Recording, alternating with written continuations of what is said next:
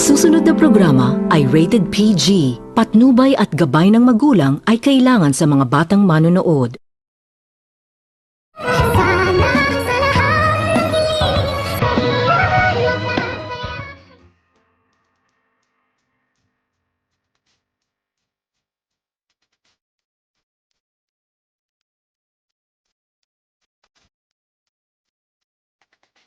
Pagkatapos nitong marinig ni Dr. Tanyag na hindi pinamanahan ang kanyang anak na itong si Zoe sa kadahilanan na agad naman din itong kinausap ni Dr. Tanyag ang attorney na nagbasa ng Last Will and Testament, ngunit nang ipakita nito ng attorney ang isang video ni Don Pipe na nagsasabi na walang ibibigay kahit piso kay Zoe sa kadahilanan na agad naman din itong nagtataka itong si Dr. Tanyag kung bakit hindi umano pinamanahan ng kanyang anak, kung bakit hindi umano pinamanahan ng kanyang ama ang kanyang anak.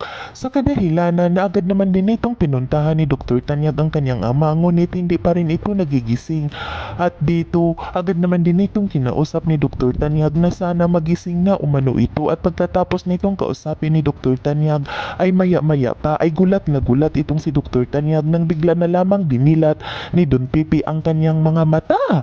Kung kaya't agad nitong sinabihan ni Dr. Tanyag nagising na pala umano ang kanyang ama kung bakit umano ito nagpapanggap, at dito agad naman din itong kinugot ni Don Pipi ang kanyang anak kung hindi ba umano ito natutuwa nagising na ang kanyang ama.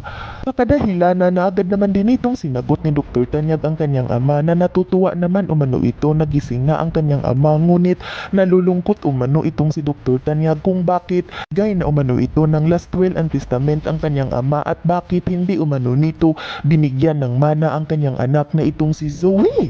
Ngunit hindi ito kumibo itong si Don Pipi at nag-iisip ito kung sasabihin na ba ni Don Pipi sa kanyang anak na si Ubing ang katotohanan, at iniisip din nito ni Don Pipi na masasaktan umano ang kanyang anak, ngunit kailangan umano nitong malaman ni Ubing ang katotohanan upang hindi umano ito magtampo sa kanya, kung kaya't nakisisyon itong si Don Pipi at sinabihan nito ni Don Pipi ang kanyang anak na itong si Ubing na kaya hindi umano nito binigyan ng mana ni Don Pipi ang kanyang anak na itong si Zoe dahil hindi umano ito anak ni Ubing, kung kaya't napanganga itong si Ubing sa katotohanan na kanyang nalalaman at hindi ito makapaniwala sa kanyang naririnig galing sa bibig ng kanyang ama.